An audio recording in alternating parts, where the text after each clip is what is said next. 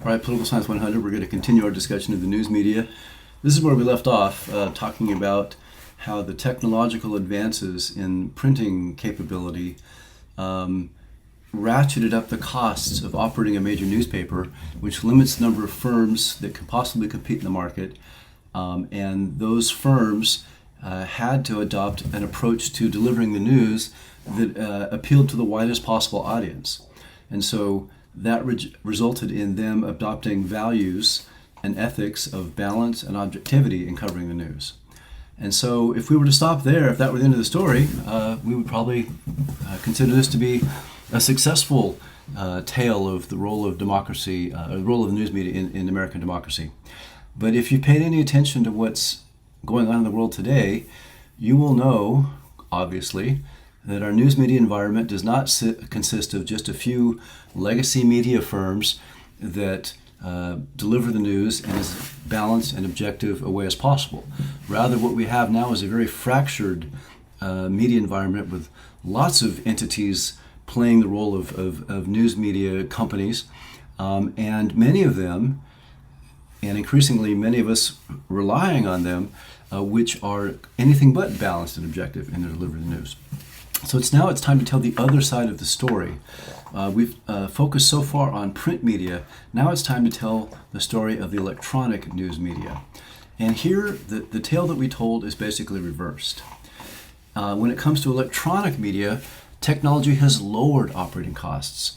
And by lowering operating costs, that increases the number of firms, say TV news stations, for example, that get into the market. If the barriers to entry into the market in terms of costs are lower, more firms are going to get into that market. But more firms in the market means that each one of them has to find a niche, has to find some way to differentiate itself from its competitors. Otherwise, they're all the same, and consumers are confused and they die. One primary niche when it comes to delivering the news in America today is ideology, targeting conservative predominantly, but also to some extent liberal viewers.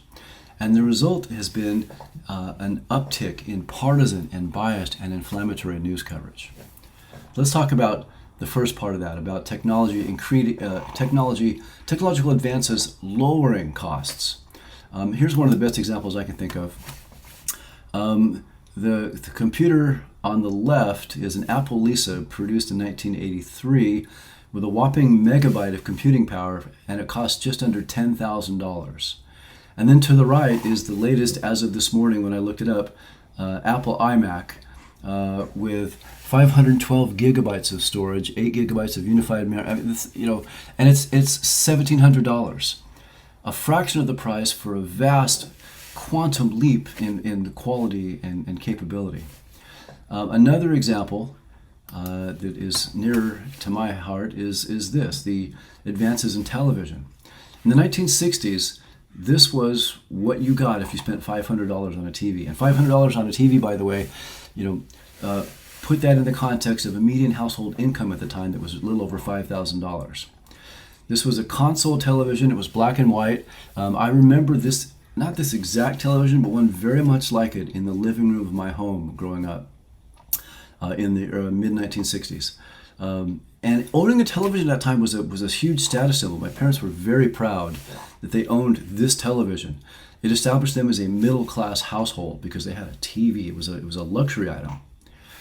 Well, this is what $500 gets you for a television today. This is from an ad from Best Buy, as of this morning. So, the differences are enormous, obviously, in terms of capacity and technology and capability. The cost is the same, although today the median household income is not $5,000, but $71,000. So here, these are two examples of the same phenomenon, of the cost of something coming down as the technology advances. This is what has happened in terms of broadcast television. Technology has lowered the operating costs of getting into the television news industry. Original broadcast TV was extremely expensive. The signal was broadcast over public airwaves. You needed a flagship network station, usually in Washington or New York, and you needed local affiliates throughout the country that you would broadcast your signal to. This was a hugely expensive undertaking. The book notes how expensive broadcast television was at the outset, and still is, and made the point that if you're familiar with the phrase loss leader, it was basically the major television networks, ABC, NBC, and CBS, operated their news division at a loss, hoping that the viewers that the news attracted would filter over to the other network programming, which was profitable. So that was the early days of broadcast television. In those early days of broadcast television, the potential audience was massive. It was the entire nation. But the extreme high costs limited the number of firms that could possibly be in the market. This is such a massive investment of infrastructure and startup costs that you can't have ma and pa network television stations. You've got to have, it can only be large corporations doing that. And so there were literally 3 firms in the market. There was NBC, CBS, and ABC. That was it.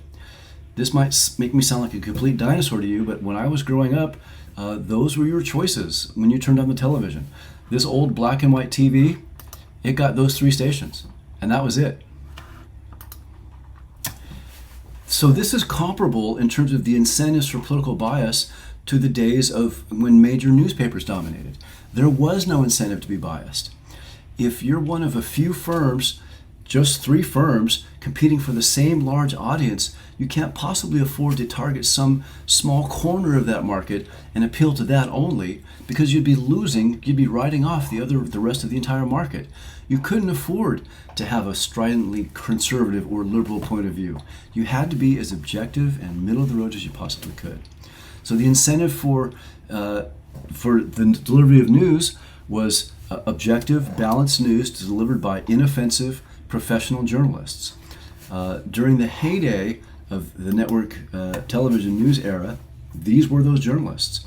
You had Walter Cronkite at CBS, you had Dan Rather at NBC, and Peter Jennings at ABC. They differed in terms of their style and personalities. Cronkite is sort of a grandfatherly guy who was regarded in many surveys administered at the time as the most trusted man in America. Dan Rather is a Texan, kind of homespun, a little folksy. Peter Jennings was more erudite, professorial, perhaps. But they didn't differ in terms of the delivery of the news. If you watched one versus the other, you would get the same information, the same set of facts. The style in which it was delivered differed slightly because of their different personalities, but a person who was loyal to ABC News wouldn't have a different understanding of what was going on in the world in terms of the moon landing or the Kennedy assassination, or the any other major world or national event, versus a person who watched CBS or NBC. You would have the same shared understanding, and it would be a same sort of objective, as balanced as possible, and as fair and unpartisan as possible delivery of the news. Well, the legacy media days of dominating the delivery of news are over. Now there are hundreds of sources, thousands probably of sources, once you factor in the original sources and how they're also then delivered through other external platforms and social media sites, ways of getting the news. With so many firms competing, and with advancements in technology like cable television and satellite television, and then of course the internet after that, what these advancements have done is lowered the cost of entry into the market. I skipped that point up here, so let me make sure I understand this. We talk about this. Lower cost of entry because of technological advances, development of cable technology, satellite technology, and then obviously the internet, probably more than both of those combined, that has lowered the cost of entry into the market. It's now easier to set up a news entity than it was before, when your only option was these massive broadcast network stations. Since it's easier, more firms are getting into the game. They're starting up new entities. But when you have more firms entering the market, then product differentiation becomes very important. You need to find some kind of niche, some kind of way to stand out from your competitors. And one such niche is ideology. One such way to stand out is to actually target a small slice of that and serve it well. If making a profit in the news business required appealing to 300 million viewers, the number of people who watch the who get their news in some form in America today, Fox News would be a terrible business model. Fox News has no intention, it never tries to appeal to 300 million viewers. What Fox News does try to do is to appeal to about 3 million viewers and serve them very well. They target a conservative audience and they give them what they want, and that would not have worked in the days of network television in that era from the 1950s to the 1980s. That would have been a losing business model. Fox would have never been able to take off. It never would have been a success at all in the business. But in the 2020s, that's a genius business model. Here's a look at cable news winners and losers from the first quarter of 2022. Take a second and go down this list and tell me what immediately stands out to you. Obviously, the top 10 are all Fox News. Now, of course, this has changed somewhat. Tucker Carlson is out at Fox, presumably in connection with the settlement we spoke about earlier of $750 million for the election lie peddling and conspiracy theory peddling in terms of the 2020 election. And Jesse Waters has been bumped up to his spot, but many of these others are still here. Hannity, of course, Laura Ingraham, Gutfield, etc. The top 10 cable news shows for the first quarter of 2022, and this is, by the way, this is no aberration, this is sort of the usual, we're all Fox. You didn't see anything else until the 11th spot, and that was the Rachel Maddow show on MSNBC. That's was MSNBC's top-rated show at the time, and it came in 11th overall in terms of cable ratings. And then go down the list some more. Even the second half of the top 20 are dominated by Fox News. You've got a few other entries in here. The Last Word on MSNBC, Chris Hayes, MSNBC, The Beat with Ari Melber, MSNBC. By far, though, it's Fox News. CNN's first entry in this list is 22nd overall. That's Anderson Cooper. That's CNN's top show. Didn't even make the top 20 in this quarter. That's how effective Fox News is at targeting a niche audience of conservative viewers with the material they want, including, as we've come to see, sometimes material that is blatantly factually incorrect, wackadoodle conspiracy theories with no basis in truth that the network knew were untrue, but it gave their viewers what they want, and their viewers repaid them with loyalty and ratings and tons of profit. Fox News is easily the most profitable cable news entity of the big three, CNN, MSNBC, and Fox. The result, though, of course, comes at a cost of the quality of our news. The result is partisan, biased, terrible news coverage. We no longer have a news system that delivers all of us an agreed upon set of facts about the world. Viewers of Fox News do have a very different understanding about what's happening in the world today than do viewers of MSNBC or CNN. And certainly different than that of the cable news networks, and certainly different than that of people who still read newspapers. Without that agreed upon set of facts, that poses huge problems for our ability to address the issues that are confronting America today. And we'll talk a lot more about that in the next section on public opinion. But what we have now is niche news outlets that provide a version of the news that caters to what we want, what we already believe. It reinforces our existing belief systems, and we're able to create these silos of information in which we allow in sort of cafeteria style. We pick the news that we want, we pick the point of view that we want, and that's what we subsist on, and everything else we block out, we keep out. That was never possible in the early days of the news, in the era of dominance of the major newspapers and the major network television stations. You couldn't screen out and get only a certain kind of news delivered from a certain ideological point of view, the way that now you can as you gravitate towards media sources, whether it's Fox or MSNBC, that sort of aligns with your thinking already, and even more so as you create your own social media feeds in which you allow in what you like and you don't allow in what you don't like.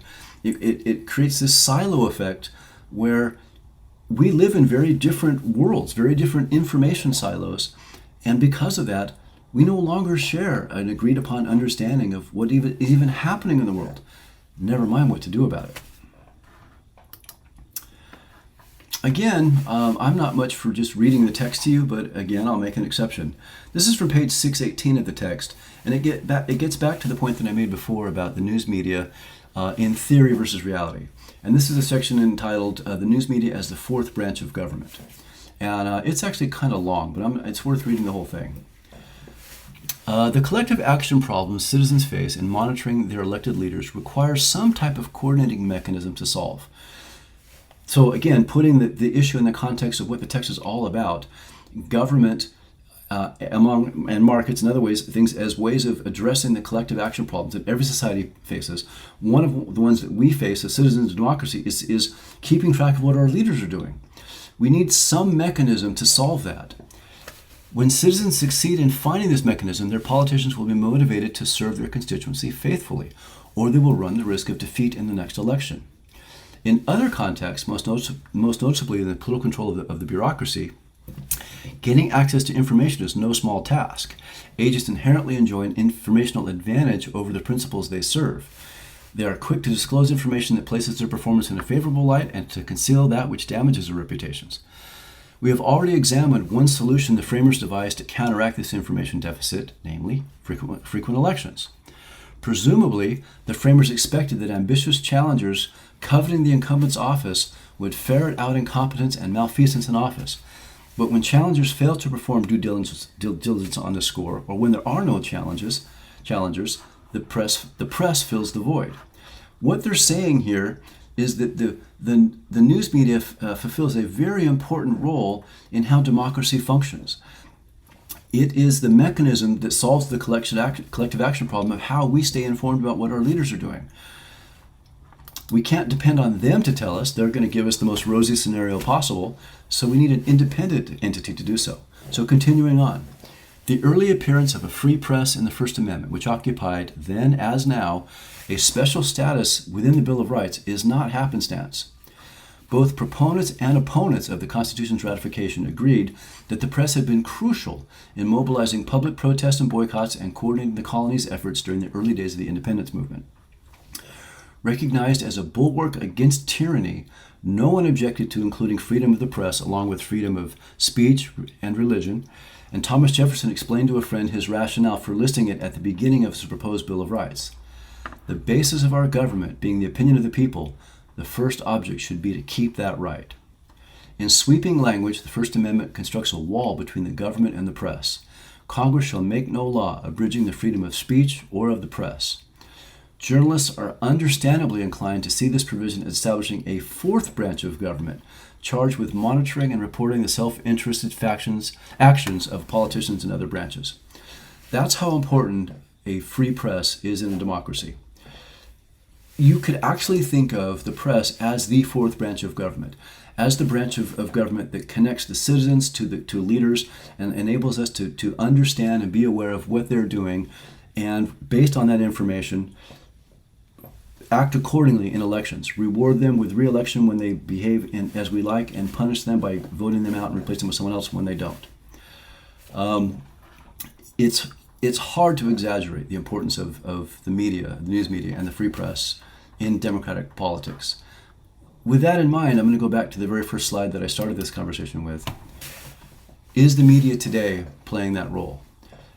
Is the potential conflict between the reality of the news media as a business, a profit-seeking entity that does what it does in order to maximize its profits, and in today's landscape, that means gravitating towards one-sided, less accurate, more inflammatory, more outrageous, more pandering to partisan niches types of delivery of news at a cost of the high-quality information that we really need to be an informed public.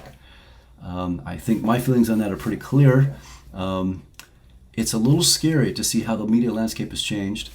The legacy media remains. There are still excellent sources of news available to all of us. If you regularly pay attention to newspapers, whether the actual hard copy, unlikely, or their online versions, far more likely, of things like the Wall Street Journal and the Washington Post and the New York Times, if you regularly watch the broadcast news stations, if you tune into places like PBS and NPR, those are all high quality, by and large, objective, centrist nonpartisan sources of news. Sadly, though, fewer and fewer of us are actually attending to those sources, and we are increasingly gravitating towards, as I said a moment ago, these more partisan silos sources of news that reinforce our existing biases. And that is not the basis for a healthy, informed democracy. Speaking of a healthy, informed democracy, that really segues nicely into the topic of public opinion, what we know about politics. And that's the next topic in the class. So when we come back, we'll take that up.